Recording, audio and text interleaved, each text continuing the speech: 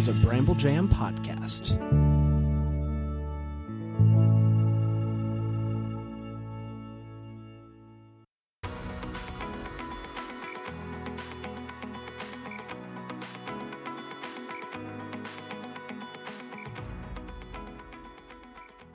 Welcome to Girls Gone Hallmark, a Hallmark review podcast.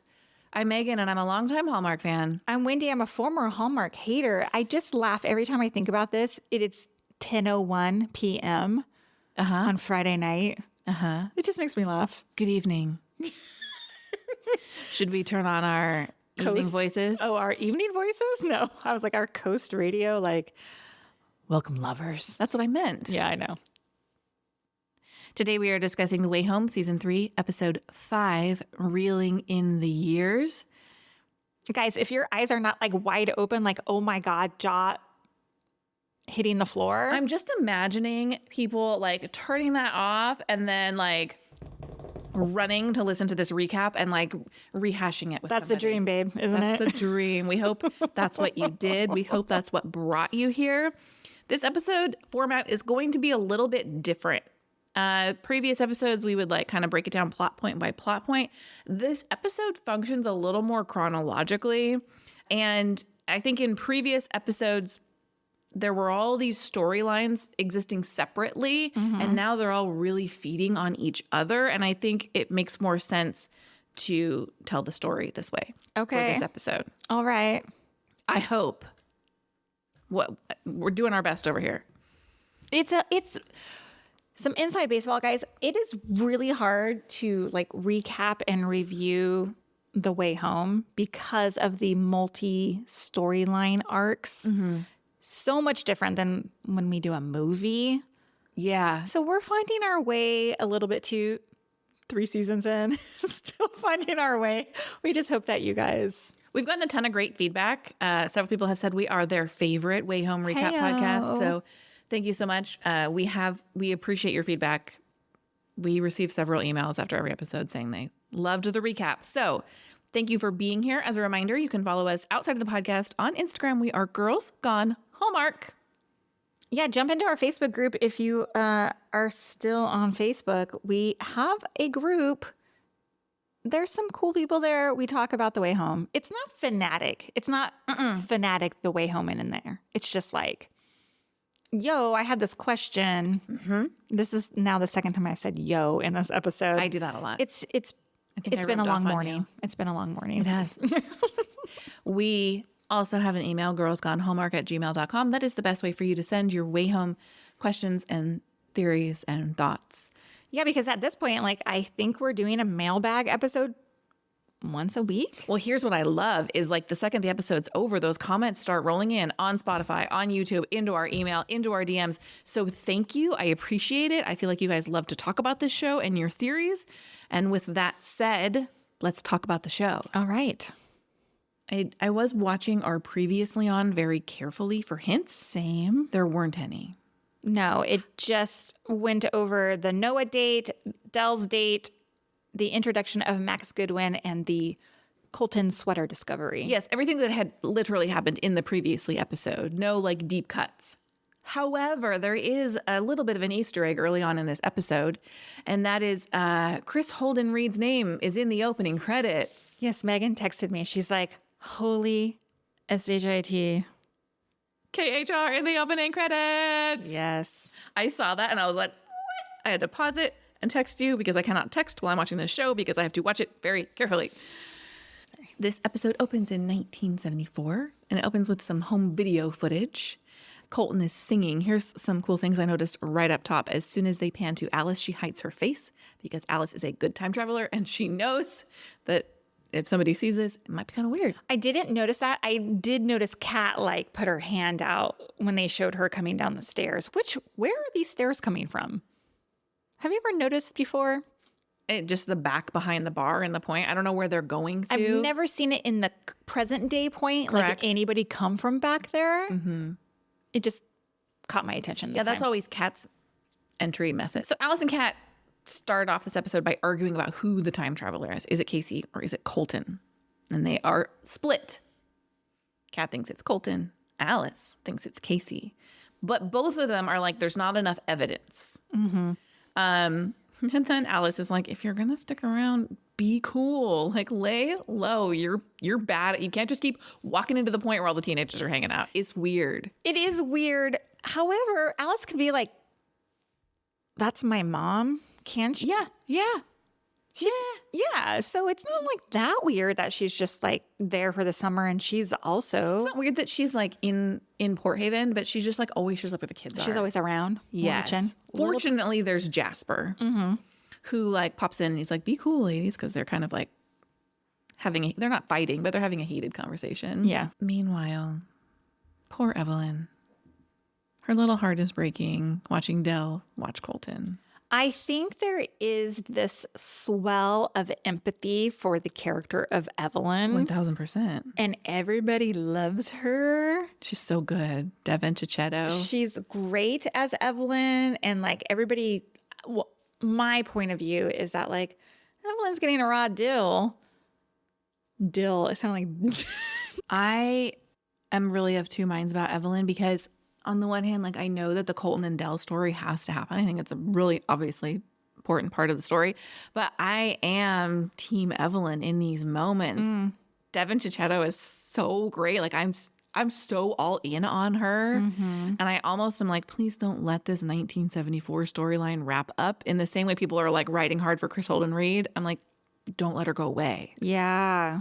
Young Colton is singing a song. Kat's kind of getting emotional watching him sing. And Kat asks Jasper about the song that he is singing. And it is a folk song about Port Haven's early days that Jasper taught to Colton. It is a hymn to heartbreak, he says. And let me let you in on some of the lines from this song. Please. A smuggler and a sprite divided by water and time. And I'm like flashing back to those Chris Holden Reed in the episode. I was like, is he going to come through the pond?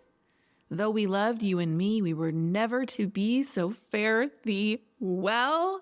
It doesn't say who wrote the song though, right? No. I think the idea is like these folk songs are like passed down orally. Yeah. Because Jasper is the one who created the songbook. Like he gathered all these songs together and created the songbook. He sells it for the bargain price of $1.50. And Jasper is like basically taking a megaphone and like shouting at Kat about the history of the town is in its heart, the painting and the poems and the songs of the time. That's where the truth of an era will always lie. So it's like, it's partially shouting at Kat. And I also kind of feel like he's almost like breaking the fourth wall. Like if he had looked at the camera and been like, the history is in the art. Hey, dummies, pay attention with your stupid theories. This is important here. Two more minor things in this scene. Kat tells Jasper that this song reminds her of a past love. Duh. And she does meet young Dell. Dell says hi there. And Kat's like, hi. And then skedaddles. She's like, bye. Next up, after Kat leaves, she takes the songbook that Jasper gave her and she's out to find Fern. She's on a mission to get some more information about Colton being a time traveler. So she's going to go talk to Fern. She also wants to know about the 1965 situation with the pond, right? So anyway, she finds Fern on the porch at the Landry house and she's talking to her and Fern grabs the music book out of her hand and Fern's like thumbing through the music and like being Fern and Kat's like going on and talking about how special Colton is, of course, because that's her dad. But Fern straight up looks evil. Like turns evil, dark behind the eyes. Switch flips. Totally. And she says, I told you he isn't. I was worried that he was and the brother, but I'm not now. There's enough to worry about with Cole as it is. He's a rule breaker. So let's unpack this a little bit. I told you he isn't special. So does that mean he doesn't time travel? I don't know. And she was worried that he was, right? And the brother, again, mysterious brother out there. Yeah, is it Fern who was on the banks of the pond in that scene with tiny young Colton where he was like, Grandma, I want to go? It must be because she's his grandmother. It has to be, right? And She's like, it's not your time. Yeah, did she think he was going to be a time traveler? Right. But he's not. And who's his brother? Who is the brother? Where is the brother? Even like teenage Colton hasn't talked about having a brother.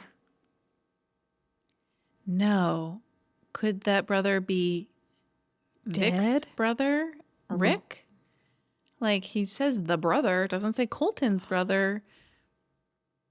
Yeah, but we know that Colton had a brother because Fern has talked about The two boys. the two boys. Yes. Yes, I don't know. Him being a rule breaker. Now I'm wondering if that means like he's been in the pond trying to go somewhere and After she told him to stay away. yeah, exactly. Anyway, Kat inquires. She's like, "What do you mean? What do you mean?" And Fern's like, "Kitty cat, shh, enough now." And I was like, I'm so intrigued by Fern. Does she give you some Dell vibes at all? No, not at all. Like the way she got mean? When she says, shush, kitty cat, enough now. I was like, oh, I could see Dell's. I know they're not related, but I was like, oh, I could see Dell. Sure. Because Dell's always like, that's enough, Catherine. That's enough out of you. Dell can turn mean as Yes. quickly as Fern did. Sure, I guess so. We move on, and Sam has returned after a brief hiatus, visiting his family. And Dell actually missed him. Dell's like kind of giddy to see him. And turns out it is Dell's birthday. And they're going to be throwing her a little bit of a surprise party. Also, back is Brady. Not sure why. Yeah, other than Like, is he there for Dell's birthday? Is he just there to visit Alice before school starts? she just left him in wherever they lived before. Yeah. It is kind of weird that he's there. It is weird. Elliot and Brady are still enemies. I wrote in my notes, verbally sparring. Yes. Yeah, I wrote still at each other's throats. They do talk about Jacob's offer, and we learned that the Goodwin Vineyard is actually called Goodwin's Good Wine. Brady thinks it's a terrible name. I actually laughed at it. I thought it was, I mean, it's memorable. I don't hate it. Gets people talking. As they're talking about the party stuff, we learned that Brady knew about Jacob's job offer, but Elliot didn't. And Brady's kind of like, I guess I know things. And Elliot's like, I guess we're too busy doing other things. And I was like, yikes, Elliot, you don't need to be the I'm boning your ex-wife, dude. Not at all, but the best line of the entire episode comes after this, and Spencer McPherson delivers it so nicely. He says, "In my time, men would duel for less," and then just walks away, and I died. But real play fast and loose with the in my time comment. Elliot's like, he means in his generation. I'm like, Yeah. he's 6 years younger than Kat. Like, Yeah. you gotta be careful there, Jacob. I know Brady's gonna be like, "What are you talking about?" I will say Spencer McPherson does a great job speaking as if he is from another time. His cadence and the way he delivers lines is fantastic. And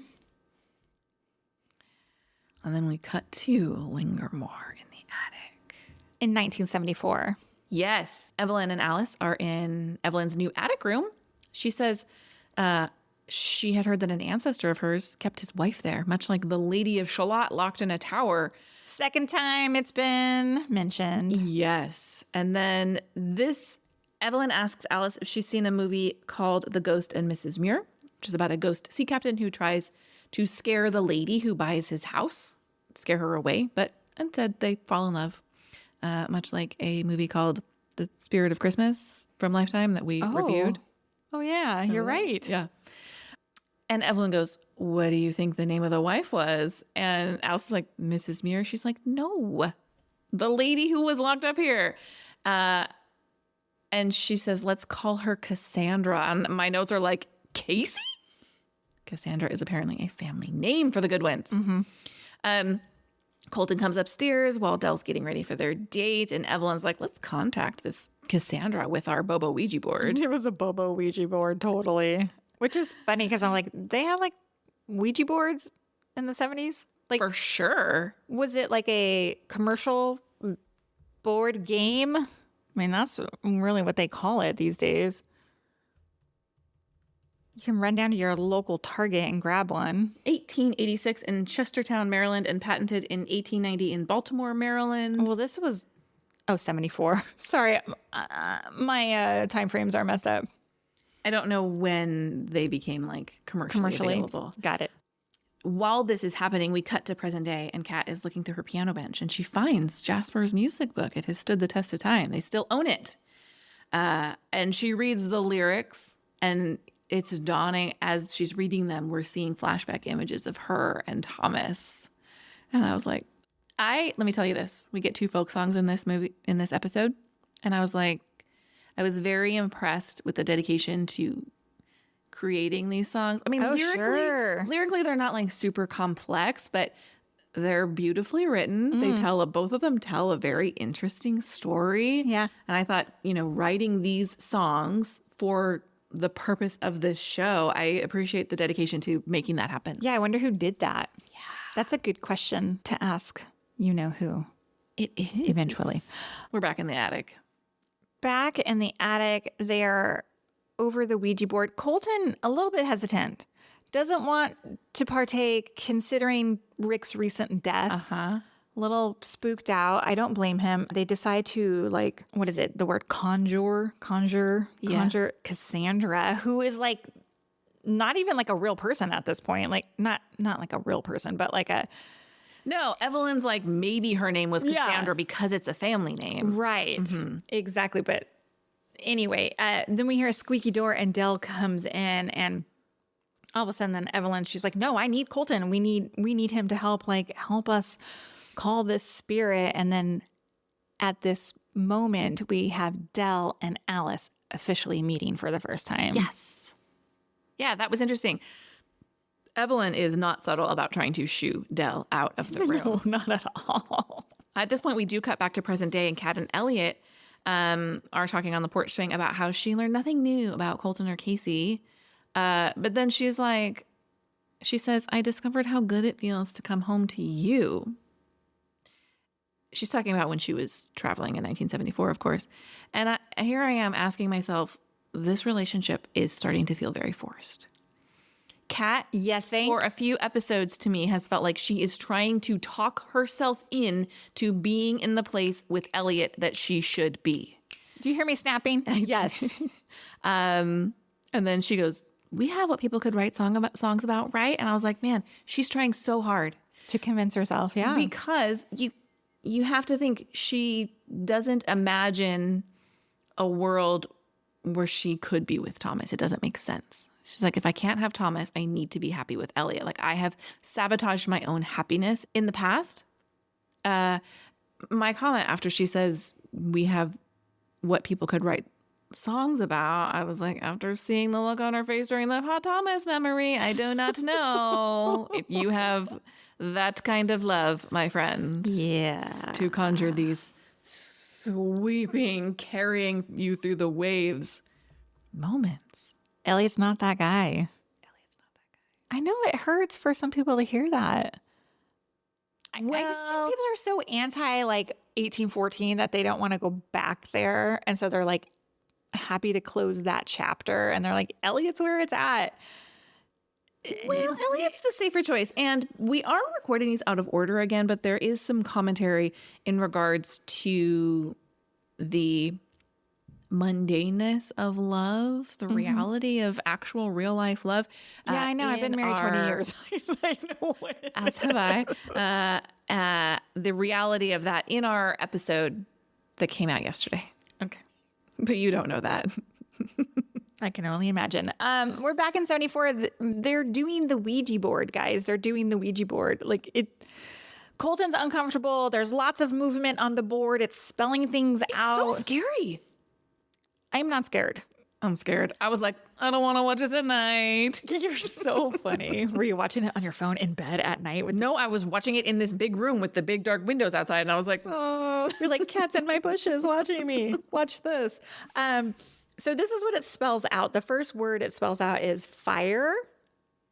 And so then they're like, there was no fire at Lingermore. They're trying to run through what this could mean as this spirit is spelling out the words, right? Yes. Fire is the first word, which is new to me. We haven't had any. There was correct. Nothing, right? And then this was, I thought was really interesting. It spelled out too fast, but it's 1-0. And then they were talking, they're too fast. Did a fire come too fast? Mm-hmm. So I don't know and maybe I'm wrong here, but I watched the scene a couple of times. I'm telling you that it only spelled T-O-F-A-S-T. Yeah, it could be an editing choice. The next word they spelled was blame. But did they go? How do you do O twice if you're on it? They didn't. I know, but how would you? I don't know. Pull back on. Reverse. Did they like circle around it maybe? Reverse. We're not. Gosh. We're not up on the Ouija board specific. No, it's been 100 years since I never have. Nope. Big baby. I bet you never went into a bathroom and turned off the lights and looked in the mirror and said like Bloody red rum or Mary. Bloody Mary. God, no. You're such a scaredy cat. Candyman. You're such a scaredy cat. Do you walk by what are those things called in the gutter? The the drains where it comes out of.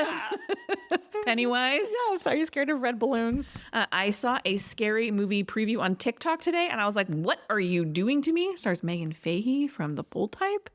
I think I've seen that preview. It like starts off like she's going on a date, and then all of a sudden, it's a psychological thriller. I was like, "Oh, I'm no. into it. Into Okay. it. So everybody's all freaked out. The wind's like gusting in the windows. The candles are being blown out. Like everybody's like scared. Evie feels like they have summoned someone, but they don't know who. Evie, that's so cute. That's what they call her. Okay, I didn't know. Colton calls her that. Okay. Anyway, plus as I'm taking these notes, it's trying to be as shorthand as possible. Totally. I don't want to spell out Evelyn every single time. And then that was the end of their Ouija board experience. Yeah, like he's mad thinking she was the one making it all happen. And then Evelyn's like, I don't think we contacted Cassandra. And I was like, no shit. But who could it have Who been? was it? Yeah. So cut back to present day. More Kat and Elliot making out. Lots of making out. Again, is she just like, I'm going to kiss this man until I actually have feelings for him? There is a knock on the door, and it's Emma. And when Emma arrives at their house, I'm like, earlier when we see Emma, when he names Emma, when he's like, is Emma coming back? And here she is. Did I call it back in episode 1 or 2 or whatever? Evidently you did. Because I was like, we never knew her name before. My question is, why are we introducing this character? Yeah, because it's unclear to me at the end of this episode What's her purpose? her purpose, except as to kind of like further the Kat and Elliot storyline a little bit. Like we learn why he proposed and perception of relationships. We'll get to it, but yeah, I don't know that I fully understand her role here. Or maybe a vehicle to connect back to Nick? Maybe. I don't know. It's unclear even by the end of the episode. They make some small talk and we learn that Emma's in the Philharmonic and she was in the area. And it's funny because, well, she's like, I stopped by because Vic called. And she's like, but you seem to be doing just fine. I'm like, why are you listening to Vic? Like, you know, he's terrible. Right. And he's like, I am doing just fine. And he like hugs Kat. And again, everything seems so forced. And then he invites her to stay for dinner. And they just have this weird rapport. It's not weird. They were married, but they're still friendly. Mm-hmm. But it would be weird knowing that now he's with the person he loved more than he loved you. But Do you like, see the parallels here? sure. But Emma also seems to be playing like the I know him better, or at least I knew him better, because Sure. Kat was gone for a very long time. Kat missed out on a lot. I do feel that Kat is jealous of Emma, As do I. which, She's like, oh, first chair. And she's like, oh, is that right? yeah, I mean, it's nicely done. So it does make me like pause for a minute. I'm like, okay, maybe Kat does love Elliot. I don't think she's without feelings for Elliot, but I think there is the one that got away moment with Thomas. And also it's hard to deny that their relationship was so much more dramatic Yeah. and unfinished that I think she's trying to reconcile those two things. I think she will always love Elliot. Whether he is the love of her life remains to be seen. Back in 74, and Evelyn is talking to Alice, and she's like, everything is wrong about this summer. We've got Rick's death. Dell is there. And then she goes on to tell Alice how special like her and Colton's relationship is, because Colton rescued her when she was 8 and their parents tried to separate them, but they still found a way to hang out. And Alice is like, but wait, why were they trying to separate you guys? Like, that's a genuine question. Like, if you are 8-year-old children, like, why are you not allowed to play together? Yeah. Like, that's weird. And then all of a sudden, Evie notices that, like, when they did the Ouija board spirit thing, it like has opened this hidden door in the attic, like a cupboard door. And so they're like, let's investigate. Let's see what's in it. And of course, what did they pull out? Dun, dun, dun. It's the painting of my Catherine. And Evie's like, she looks familiar. Yeah, because she's been hanging around. She's everywhere you go. Alice is like, totally tries to brush it off. And then she's like, bounces. I gotta go. I gotta go. Cut to present day. Sam and Dell are making dinner together. Dell gives Sam a little bit of a hard time about the not so surprise party. And Jacob arrives and they present Jacob with paperwork showing that he is alive once again because Dell Resurrected from the dead. she had him declared dead. Right. For closure. I wonder what that process is. I can't even begin to imagine, but Sam had helped make it happen. And she says, you've got your life back officially. And I wasn't really sure how Jacob was going to react to this, but he appears thankful and he hugs Sam. It's a net positive. It is. Now, I have a lot of questions in this one very short scene. Jacob comes into the kitchen where Dell and Sam are, and he says, Sam, it's good to see you here. Which I thought was kind of weird. Here as opposed to where Or when. or when. In my notes, is there more to Sam and Jacob's relationship? I think there's more to Sam. I stand firm that I believe there's more to Sam. Okay, moving on. They have this whole like presentation of this certificate, blah, blah, blah. Sam like helped do it. Jacob thanks Sam and Sam goes in for this big hug. Like big hug. And if you looked at Sam's face, like this hug meant more to me. My POV was like, made my hair stand up. I was like, something is going on here. Is Sam Jacob's actual father? Does Dell not know who Sam is? I don't know. There's more with, obviously we've been talking for weeks. There's more with Sam, but this whole scene was interesting. Yeah, those are great points. We cut to still present day. Emma, Kat, and Elliot are having dinner and they're talking about the Emma and Elliot origin story. And this seems like the Emma and Elliot show. And they talk about how Elliot took forever to propose and then they were only married for 2 years. And then Elliot came back home. This is what I'm talking about. Like, if I was sitting around at somebody's dinner, I don't want to hear these stories. If they don't involve you. If they don't involve me. Of course not. I'm such an asshole. But it's weird. I mean, it's your boyfriend. Do you not want to know his story? I don't want to know about his ex-wife. Like, don't tell me about that. I'm not interested in that. Especially not with her there. I want to know about your past relationships, but not from the person they involved. Yeah, totally. And then Kat, for some reason, is like, you should come to Dell's birthday party. And Emma's like, that would be inappropriate. She's like, no, it wouldn't. And my notes say, is she trying to pawn Elliot off on somebody? Is she subconsciously trying to create a love connection for Elliot so she doesn't feel so bad when she leaves him in the dust for her 1814 booty call? Wow. Maybe. I haven't. Did you see that moment in here? Oh, yeah? The balloons are hiding at Kat's house? Elliot's house? their latex balloons for the party the next day. Hello, those would be on the floor. They also seemed to not be fully inflated at this point in the show. Yeah, they're like, yeah, they're a little hanging wilty. a little low. Yeah, good point. Well, also they were like, that's funny you say because the party is the next day because they were like unloading like Costco trays of sandwiches in the car. I'm like, how old are those sandwiches Totally. that Elliot and Jacob and Brady were unloading? At the present day point, Brady and Alice are having dinner. You know, I kind of remember that I didn't love Brady all the time, and this is one of the reminders of those times. Because he was a dick to Noah? Oh, Brady's the worst in this scene, okay?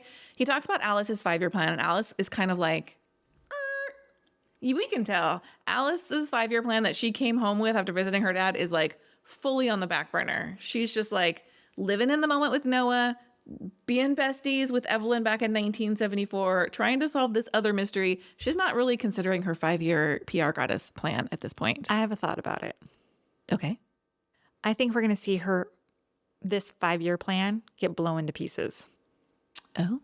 We're going to circle back to that. Okay. At the end. I just think it's weird that like it has been mentioned multiple times. Yeah, the 5-year of it all. Yeah. Okay. Hold on. Let me finish this scene. Okay. He says he and Rachel miss her a lot.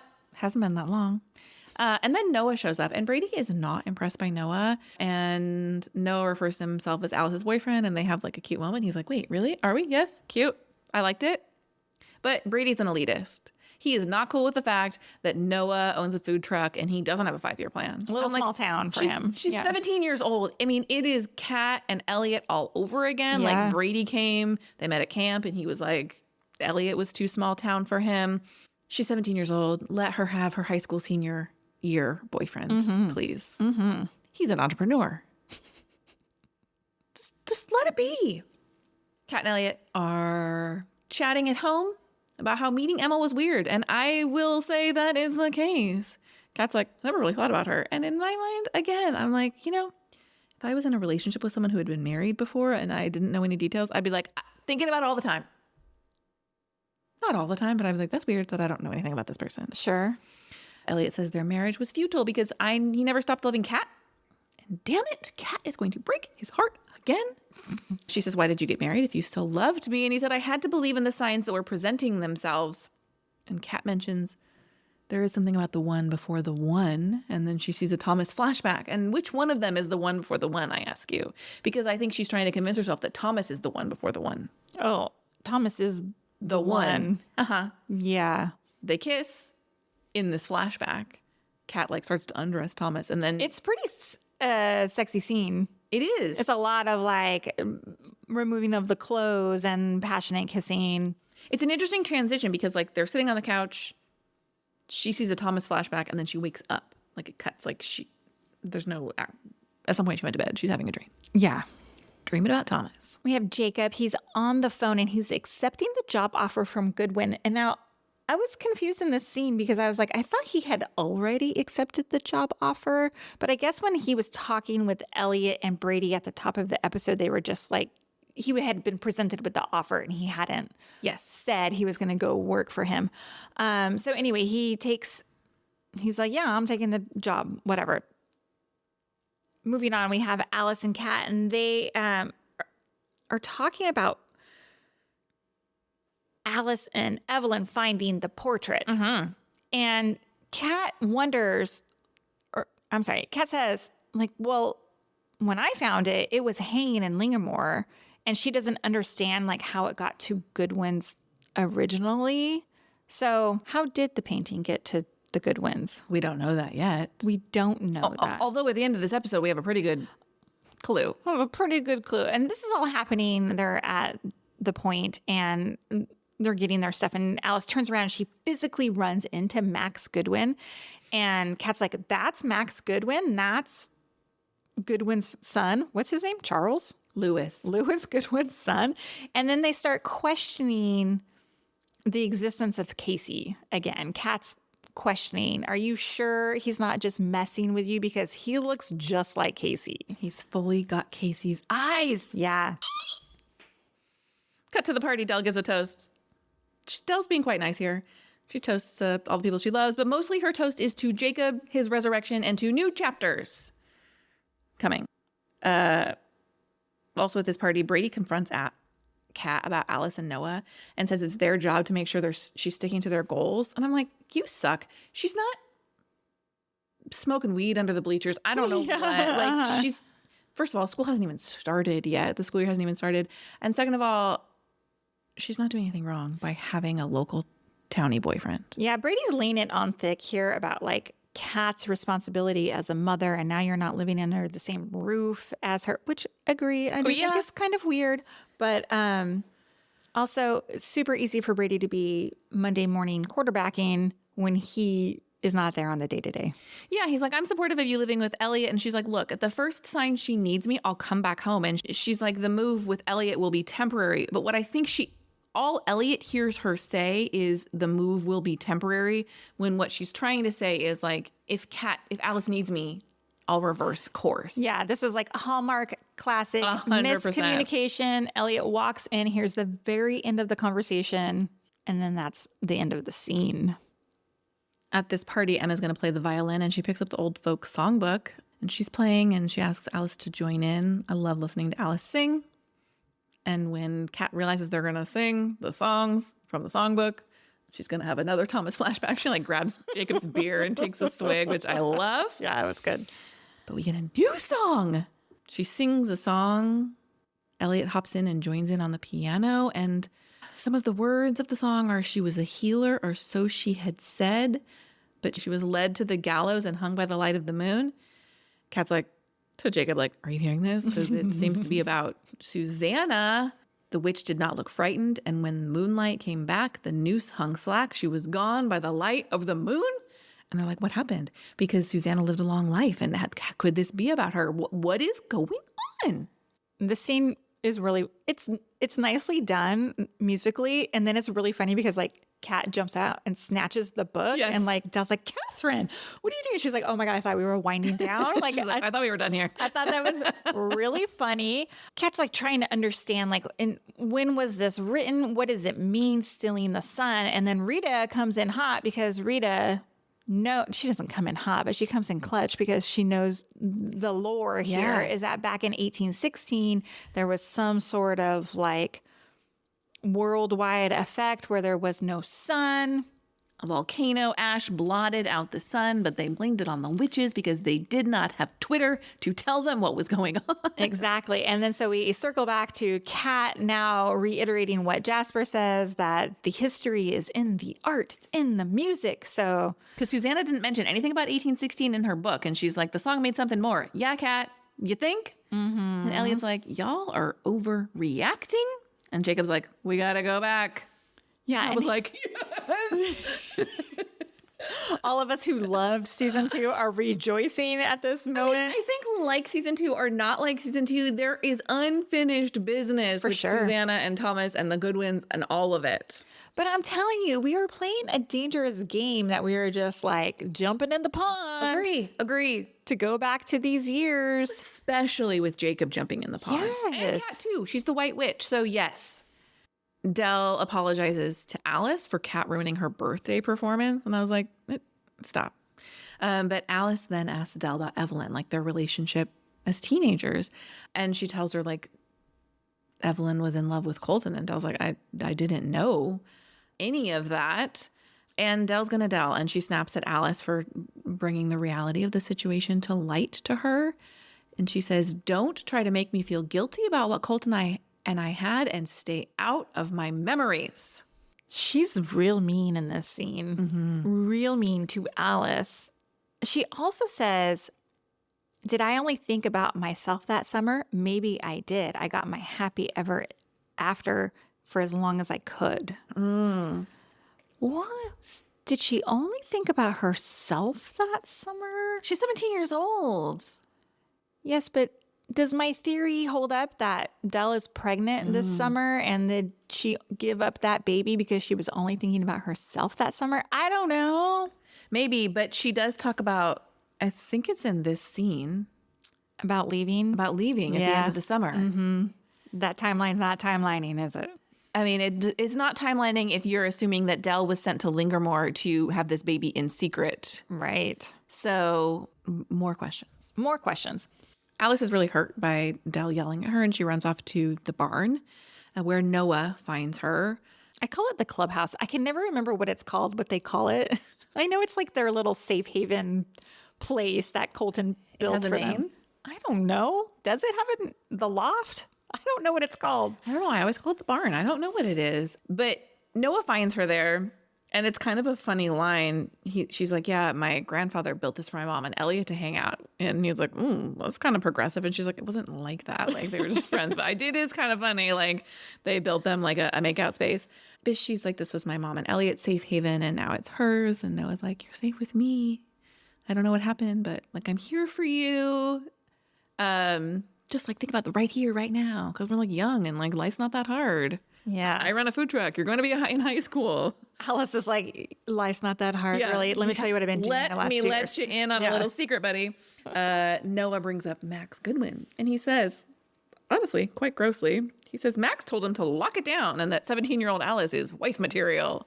And she's like, that's gross. Yes. This plays into a big scene at the end. Yeah.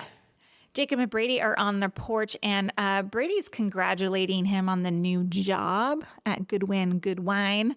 And Jacob mentions, like, you know, he's like looking forward to starting something new, and eventually he wants to find love and have a family. And then like Brady like sort of like melts down a little bit and like apologizes for what happened to Jacob when he went missing, because he feels like it was his fault. He was like preoccupying Kat, and Jacob was this annoying little kid and whatever. And Jacob's like, I don't blame you at all. Like, we're good. Like, we can start fresh. Yeah. It hadn't even dawned on me that Brady might be carrying this. No, but all of these people are carrying guilt. Like we saw Danny going through it, and now Brady's going through it because he thought he was like a distraction, and that's why he got lost. I think everyone who knows the truth has the perspective of knowing like Jacob was going to go in the pond. Like it was kind of predestined. Brady distracting Kat on the Ferris wheel or Danny throwing the bunny. None of those things were going to stop it. Back in the kitchen, Sam is asking Del what she meant when she told Alice to stay out of her memories. Del says on her birthday, at the end of that first summer with Colton, she went back home and everything had changed. She said home was lonely. So she made a selfish choice, a choice that left other people no choice at all. And she's worried Alice will think less of her if she knows the truth of that choice. And I assume that is the information that Colton's like, you got to tell them. You got to tell them. But I don't know. Oh, interesting. Yeah. Well, this is where I was like, well, she definitely didn't give birth and then leave because the timing doesn't work out. No, but Sam says Alice and Del will mend whatever is broken. I'm like, now thinking about your comment about Sam like being more closely involved with them than I originally thought. Does Sam know that? I don't know. So back at Elliot's, Kat is trying to convince him that Susanna needs her. And Elliot's like, I know things are weird because Emma's back. And like, he doesn't want her to rush off. Yeah. And he wants to tell her why he proposed. And I'm like, you don't owe her an explanation. She was married. But he proposed because he saw Kat and Brady at a restaurant in Toronto, I think they said they were in. Yeah, I think so. And in his eyes, they were like married and happy. They were having like a nice dinner together. And so when Emma walks in, he like drops to his knees and proposes. Turns out the truth of it was that it was like a last ditch effort to fix their marriage. And it did not work. She says, if I had seen you there, I would have run into your arms. Kat, no, you would not have. No. That's weird. Says, please don't leave. Elliot asks her not to leave, but she's like, I can't let Jacob go alone. And Elliot says he does understand and says, be safe. And then 3 mind-blowing revelations at the end of this episode. Totally. I mean, this episode came through, I thought. So next day it's the first day of school. Alice sees Max. Here is where I was like, oh, Max is a teenager. I thought Max might be like Noah's age, but Max is a high school student. Yeah. And funny note, they had umbrellas, which is so funny. Here in Southern California, you don't have an umbrella on the first day of school. No. So I was like, does it rain in September Sure. elsewhere in the world? It's fall. It's so weird. Anyway, it must have been bad weather when they shot this because I don't know why they would have umbrellas. Yeah, sure. Anyway, that aside, Max ribs Alice about like making up relatives, Casey, right? And she like says to him again, are you sure you don't know anybody named Casey? And he goes, well, Casey's a family name. It's short for Cassandra. My mind. So you did not make that connection earlier. Not at all. Not at all, because there was like visually, I'm seeing the letters K and C. We talked about it in last week's mailbag. Casey to me is not a nickname for Cassandra. Like Cassie is a nickname for Cassandra to me. So I never even put like any of that together. Yeah. None of that. And so Max says this, and then Alice is like stops dead in her tracks, and she's like, we see all these like memories flash She's through like Alice's the head. gif of the person with like the math floating in front of their head. Yeah, totally. Absolutely. And so here are the scenes that we see. We see Kat asking about Casey being from the future. Like Kat's questioning it. Like, are you sure she's not from how could she be from the future or whatever? And then we have Kat in a scene we just saw saying, Max has Casey's eyes. Are you sure they're not related somehow? And then we get Noah's comment about Alice being wife material. In my notes, capital letters, holy shit, Casey is the daughter of Alice and Max Goodwin. That is a theory that has been posited by a Girls Gone Hallmark listener. We don't know. But It does make sense though, right? Yes, the clues are pointing towards that. Yes, it is a plausible theory, although how they end up together and then your idea of like the 5-year plan, are you suggesting that in those 5 years, Alice and Max end up together and baby Casey comes along? Yeah, maybe Casey is the baby in the basket. Maybe. And Alice and Max are leaving that baby. I don't know. Here's the other thing I've been thinking about the pond, like the leaving the baby on the banks of the pond. I'm like, is somebody time traveling with a baby through the pond? Like we're jumping in the water. That seems very dangerous. So I'm starting to think maybe we're wrong about the baby actually time traveling. I don't know. Emma, the two things happen back in present day. Emma arrives at Elliot's. She wants to apologize to Kat for taking over the party. That's all I have about that. It's like super weird, random, like close the loop scene. Yeah. Emma just like apologizing for like kind of crashing in on their lives. Yeah. So is Emma going to become a bigger I hope part not, of the Elliot storyline? I hope not too. Wait a second. Is this when the scene with like Emma like apologizing, blah, blah, blah, blah. At the same time, Elliot is texting Nick like, yo, guess who's back in town? And they're having this conversation. Yeah, about right Emma before being Emma arrives, you're right. Right before Emma arrives, he's seeing the Nick text and he's like I guess Nick was like rapid fire, like texting him back. Like, what's happening? Yeah. And now we know Nick is coming back this season. I don't know when or where or how, but But he's been promoting it. yes. So Kat and Jacob deliberate, but they do jump in the pond. We hear voices as they emerge, and they emerge what is very obvious to me, like, oh, this is the year of no summer. Like the lighting is orange. There's no sun. It's very like ashy. I know what sky blocked by ash looks like. Yeah. Here in Southern California. They run to the Landry farm where no one is home, and they come upon a small little church where it appears a wedding has occurred. And out walks Cyrus Goodman and Susanna. My heart kind of broke. I was like, people are right. They knew it. She did marry him. And Susanna spots them. Yeah, she totally eyes Kat. Well, and Jacob, I guess, like in their bad hiding. And then we see Thomas in the bushes, a non-flashback scene of Thomas. Thomas is watching, Kat and Jacob watching. It's getting so good. I'm so excited that Thomas is back. But here is my question. Susanna is the rumored person that's locked up in the attic, right? At Lingermore? That stands to reason, yes. Don't you think so? Okay, I think so too. And then... Yeah, because he must find out, like, certainly she's marrying him as some sort of diversion. And my assumption is that, like, Cyrus finds out either her behavior is witchy or that she's helped out Jacob or that she's helping out Thomas in some way. There's got to be something that's going to happen that's going to anger Cyrus because there's no way they go home from this wedding and he locks her in the tower. Yeah. Yeah. Okay. If you have thoughts, theories, questions, please email them to us, girlsgonehallmark@gmail.com. Angry emails that Thomas has returned. If you love this podcast, you know we love your 5-star ratings and reviews, best left in the Apple Podcast app. Thank you for listening to Girls Gone Hallmark, a Bramble Jam podcast, and we will be back next week with more Hallmark reviews and more The Way Home talk. Goodbye. Bye.